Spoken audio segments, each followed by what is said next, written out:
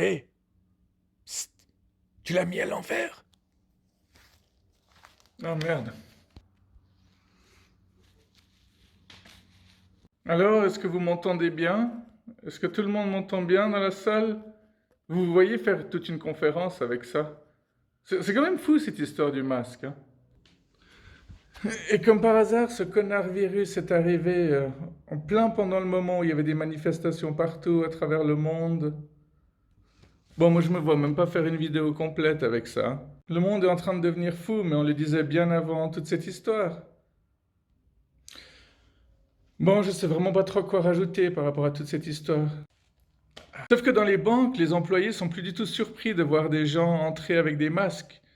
Si tu sors un pistolet, ils vont même pas te prendre au sérieux. Je disais avant, le coronavirus est arrivé au moment où il y avait plein de manifestations à travers le monde. En Amérique latine, il y avait les gilets jaunes, il y avait le Brexit, il y avait en Algérie.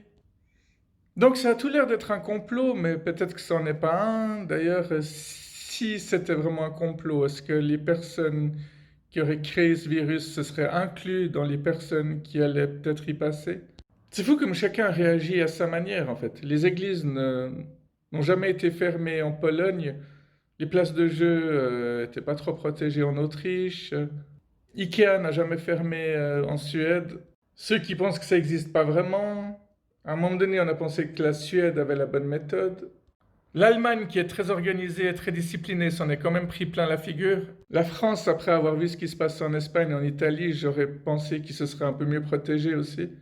On y est tous passés à quelque part. Mais moi, en fait, au moment où c'est arrivé, j'étais confiné déjà depuis 9 mois, donc ça n'a rien changé pour moi. Juste les gardiens qui mettaient des masques, mais sinon, ça n'a vraiment pas changé grand-chose pour nous. Je me suis amusé à demander à plein de personnes, quand vous avez commencé ce métier, vous pensiez que vous mettriez un masque un jour? Évidemment, les réactions sont toutes les mêmes, hein. Bah non, j'aurais jamais pensé. Non, vraiment pas. C'était en 1993, sauf erreur, la première fois que les Simpsons avaient créé un virus dans leur dessin animé. Je pense qu'avant de fermer des paquets, il y avait des personnes du personnel qui éternuaient dans la boîte et qui fermaient ensuite. En même temps, les Simpsons, ils ont parlé de tellement de choses. Enfin, rien que Kobe Bryant, il a fait 3 accidents d'hélicoptère dans les Simpsons. Ah, avant que ça arrive réellement, ouais. Un jour, un président avait dit, le coronavirus, c'est pas si grave que ça. Il suffit de boire du désinfectant ou de prendre de la chloroquine. Ces politiciens comme Trump et Bolsonaro qui n'ont pas pris ce virus au sérieux, ils l'ont quand même chopé, hein. Quelqu'un m'a fait remarquer hier, en fait, que Trump appelle enfin ce virus coronavirus. Il a arrêté de dire Chinese disease, virus chinois, Chinese virus. Ce virus a vraiment été créé par des êtres humains, c'est triste aussi. Il y a des vidéos qui disent que ça a été créé en France. Je peux même essayer de vous la mettre là en dessous si j'arrive à la retrouver. Au final, ce qui est vraiment triste avec ce virus, c'est que ça rend les gens agressifs. Quand tu rentres dans un magasin et que tu as le malheur d'avoir oublié ton masque, les gens ils te crient dessus. Hé, votre masque! On n'a pas le droit de vous servir si vous mettez pas votre masque. C'est pas avec ces gens-là que tu peux te permettre de mettre un masque de super-héros, hein. Ça les fait pas rire du tout. Non, non, non, j'ai pas essayé. Hein? Ce que je trouve encore plus triste, c'est qu'il y a toujours des gens qui se font du fric. Quoi qu'il arrive, dès que le malheur s'abat sur certains, d'autres se font du fric. Il y a toujours du profit partout, hein. C'est pas moi qui vais vous dire le contraire, hein. Le journalisme, les procureurs, les avocats, c'est tout une question de prestige. On veut pas dire la vérité, on veut juste se faire du fric. Et ce que je trouve le plus tragique au final, c'est qu'il y a plein de gens qui sont contents qu'il y ait ce virus. Il y a ceux qui disent qu'on va pouvoir enfin tous crever. Même qui disaient il y a quelques années en arrière, il faudrait une bonne petite guerre pour réduire le personnel, j'allais dire. Je peux comprendre qu'on puisse avoir une haine de la race humaine, mais vaut mieux chercher des solutions que d'essayer de tout détruire.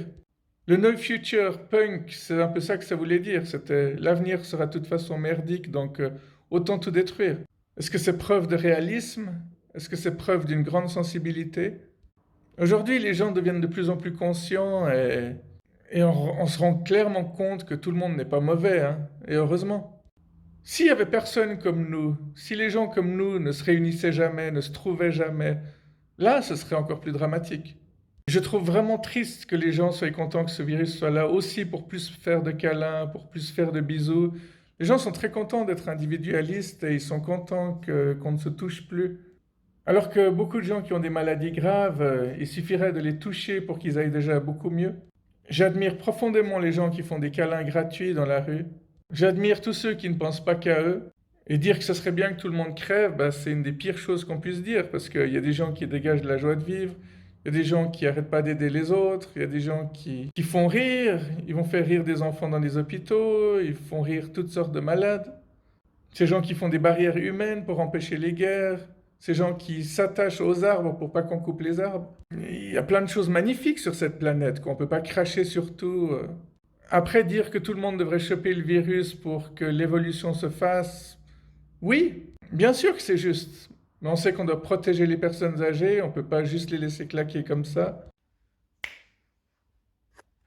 C'est très bien que ce virus ait évolué et qu'il se soit affaibli. C'est vrai que les gens qui le chopent maintenant n'ont pas l'impression que c'est aussi dramatique que les premiers qui l'ont chopé. Bon, je vais m'arrêter là, mais je vais finir avec un vive les bisous, vive les câlins, vive l'amitié, vive les gens comme nous. On peut continuer des heures et des heures, hein. Vive le cinéma, vive la musique, vive l'art, vive la nature, vive vous qui me regardez là.